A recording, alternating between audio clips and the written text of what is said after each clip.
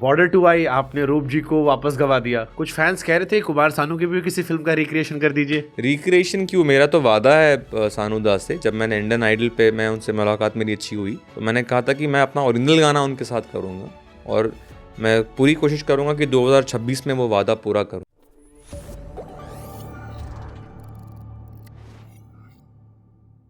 Border 2 आई, आपने रूप जी को वापस गवा दिया। कुछ फैंस कह रहे थे कुमार सानू की भी किसी फिल्म का रिक्रिएशन कर दीजिए।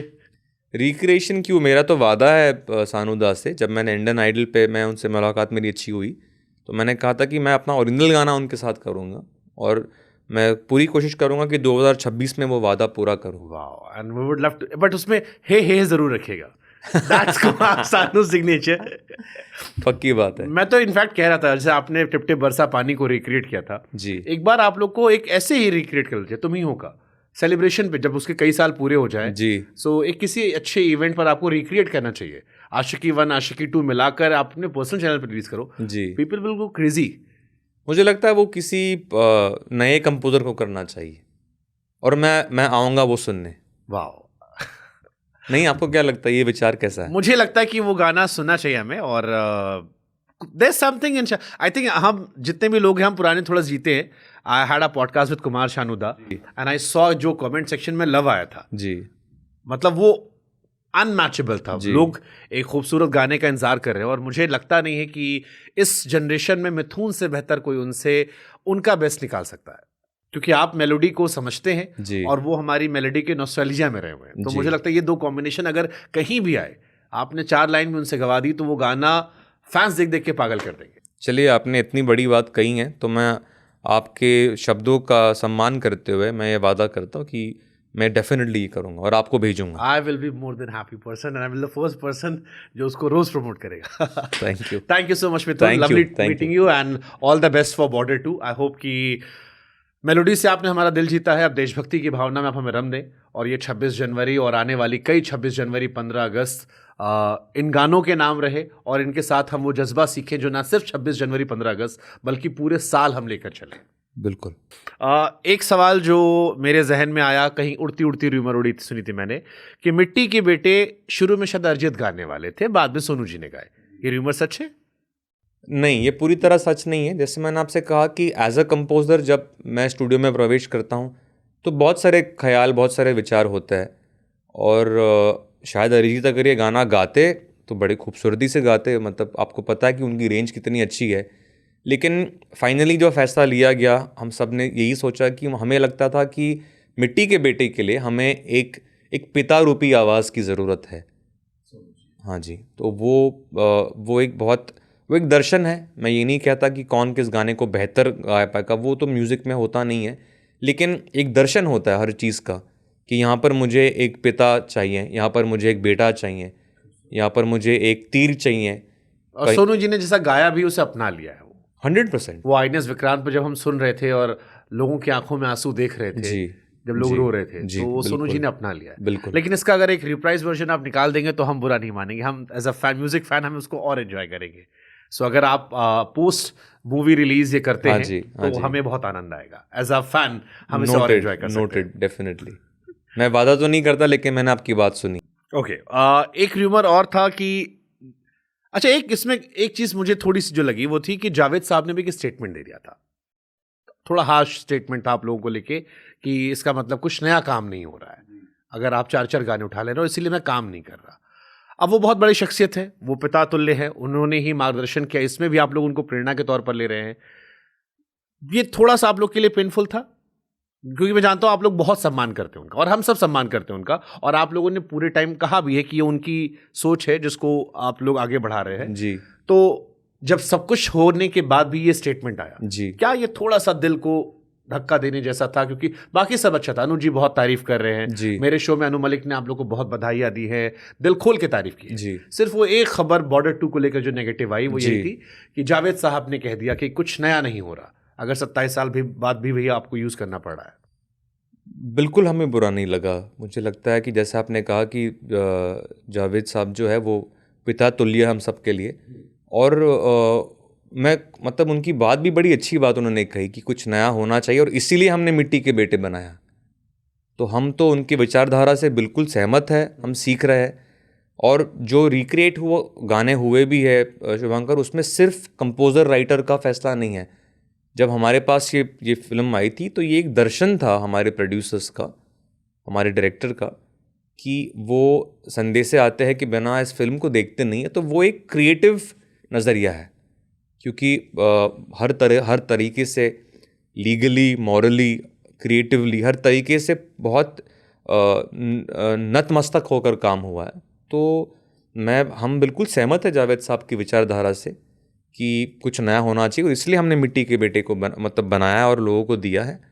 और जहाँ तक रिक्रिएशन की बात थी, वो एक दर्शन है जो मेकर्स का ही रहा है, और हमने कोशिश की कि उनके फैब्रिक के साथ हम जस्टिस करें। तो मुझे लगता है वो हमने किया है। आपकी म्यूजिक का सबसे बड़ा आलोचक आपके आसपास कौन है, जिसकी बात को बड़ी गंभीरता से लेते हैं? आई थिंक मेरी बहन, मेरी बड़ी बहन, वो मेरी सबसे बड़ी आलोचक है। किस गाने पे आलोचना उस तरह की उन्होंने आपके? उन्होंने लगभग हर गाने पर की है। उनको हर गाने में कुछ ना कुछ लगता है, लेकिन मुझे लगता है कि उस आलोचना से ही मैं बेहतर हुआ हूँ। और बहुत ज़रूरी है कि घर का जो माहौल है, घर में फैंस होना बड़ी अच्छी बात नहीं है, सेफ बात नहीं किसी आर्टिस्ट के लिए। तो मुझे लगता है, मुझे अभी भी याद है, जब मैंने मौला मेरे मौला का जो पहला ड्राफ्ट है मेरे पिताजी को सुनाया था, तो उन्होंने कहा था कि बड़ा एवरेज है, तुम इससे बहुत बेहतर काम कर सकते हो। वाह। कोई ऐसा गाना है जिसे आपके आसपास या कभी आपने बनाया हो, लोगों ने कहा अच्छा नहीं, फिर बहुत बड़ा हिट हो गया? इसका दूसरा वर्जन भी होता है कई बार हम बहुत आलोचक बन जाते हैं, लेकिन वो बहुत ओरिजिनल सा होता है, बड़ा होता है। मैं एक्चुअली इतना काम करते वक्त मैं फीडबैक के लिए इतना ओपन नहीं हूँ। हाँ, रिलीज़ होने के बाद बिल्कुल गाना मेरे सुनने वालों का है, वो जो उनको सही लगे नहीं लगे। लेकिन जब आप काम करते हो ना, मुझे लगता है उस वक्त मैं इतना ओपन नहीं हूँ फीडबैक के लिए। मुझे लगता है कि आर्टिस्ट का कन्विक्शन बहुत ज़रूरी है कि नहीं, मैं इस चीज़ को ऐसे देखता हूँ, इसलिए मैं गाने रिलीज़ होने से पहले बहुत लोगों को सुनाता भी नहीं हूँ। नाइस, सुनाना चाहिए, वैसे अच्छी बात होती है।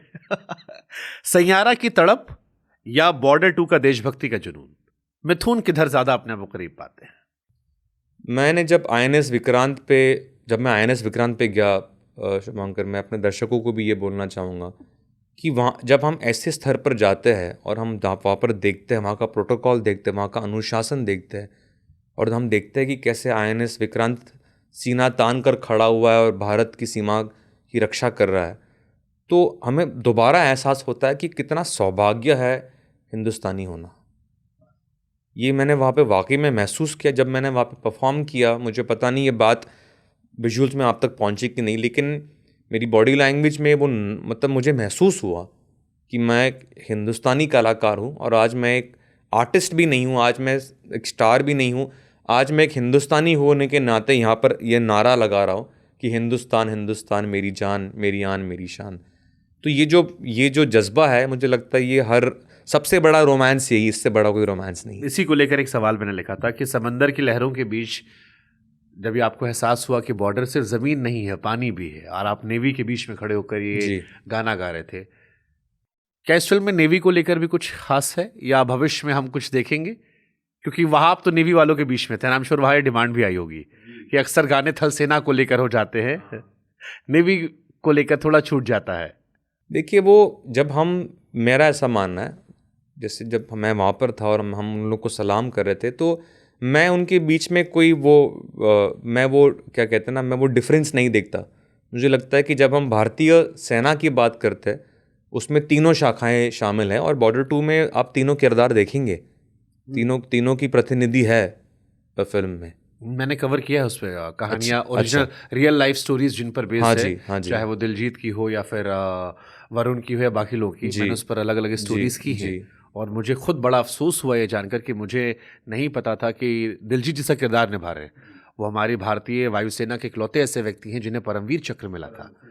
और उनके ऊपर पाकिस्तान में जिस व्यक्ति ने उन्हें शहीद किया था, उस एयर मार्शल ने अपनी किताब में लिखा था कि मैंने इस जैसा पागल इंसान नहीं देखा, जो 6 से लड़ने चला आया और उस दिन मौत के ऊपर उसने तांडव किया था। वो जो पाकिस्तानी एयरफोर्स ऑफिसर ने उनकी वीरता में लिखा है, वो अपने आप में पढ़कर रोंगटे खड़े करने वाला था। दिलजीत वो किरदार पाकर धन्य, और देश को जानना चाहिए कि रील से अलग निकलकर रियल लाइफ कितने हीरोज हैं जिनकी अनसुनी कहानियां हम सबको जाननी चाहिए। और 1 महीने पहले शादी हुई थी। यही बात है कि जब हम ऐसे फिल्म पे काम करते हैं तो हमें एक खिड़की मिलती है कि हमारे देश के जो वाकई में मिट्टी के बेटे हैं वो मिट्टी कितनी मजबूत है। आपको कुछ दिखाया था जेपी साहब ने, निधि ने? क्योंकि अनु जी कह रहे थे कि जब पहली बार वो आए तो उन्हें फोटोज दिखाई थी बहुत सारी कि ये बॉर्डर है। उन्होंने कहा मैंने गाना बनाया, बड़ा रोमांटिक सा गाना, और बड़ा अच्छा था, लोग खूब तारीफ कर रहे थे। उन्होंने डांटा मुझे, फिर मुझे एहसास हुआ कि वो बॉर्डर नहीं है, अच्छा गाना इज नॉट बॉर्डर। बॉर्डर में बॉर्डर होना जरूरी है। बहुत बहुत बहुत खूबसूरत। ऐसा कुछ आपके साथ हुआ? नहीं, बिल्कुल। अनुराग सिंह जो हमारे निर्देशक है, उनके साथ बहुत समय बिताया मैंने और मनोज जी ने, और उनके द्वारा, क्योंकि उन्होंने काफ़ी जो रिसर्च किया था, निधि ने भी किया था, उससे हमें प्रेरणा मिलती है, हमें एक दर्शन मिलता है कि हाँ, इस फिल्म की ज़मीन क्या है, इसकी खुशबू क्या है। और सबसे पहले हमने मिट्टी के बेटे गाने पर ही काम किया था। That was our first instinct after listening to the story of Border 2। Beautiful. Mithun, मैंने एक रैपिड फायर रखा है क्योंकि समय थोड़ा सा कम है हमारे पास, इसलिए हम जल्दी रैपिड फायर कर लेते हैं। तुम ही हो गाना मिथुन के लिए सफलता थी, आशीर्वाद, या फिर सफलता के साथ आया एक बोझ भी कि अब एवरीबडी इज एक्सपेक्टिंग एक और तुम ही हो? आई थिंक सिर्फ आशीर्वाद। वाओ।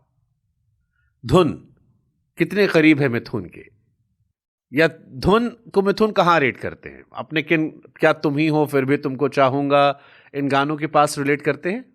मुझे लगता है धुन में उसका जो विचार है वो बहुत बड़ा विचार है कि एक आर्टिस्ट के पास देने के लिए सबसे कीमती चीज़ क्या है। वो कहीं ना कहीं मेरे अपने सफ़र को दर्शाता है कि मेरे जीवन में मेरी दौलत क्या है। वाह। ओके। फिर भी तुमको चाहूंगा, इस गाने को कंपोज करते हुए पता था नेशनल एंथम बन जाएगा? किसी गाने को बनाते हुए मुझे नहीं आइडिया होता है कौन सा गाना लोग पसंद करेंगे, बिल्कुल मुझे आइडिया नहीं होता। ओके। उड़जा काले, पुराने लेजेंडरी गाने जो होते हैं, उन्हें जब आप रिकम्पोज करते हो तो जोश ज़्यादा होता है, थॉट ज़्यादा होता है, क्या चलता है मन में? क्योंकि तब उत्तम सिंह थे, अब अनु मलिक है।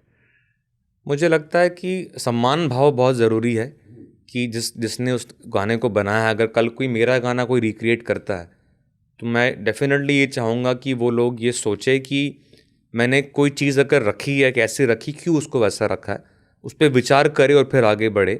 और मैं वही कोशिश करता हूँ कि मैं बनाने वाले के जज्बात को, उनके विचार को रख कर ही उसके ऊपर काम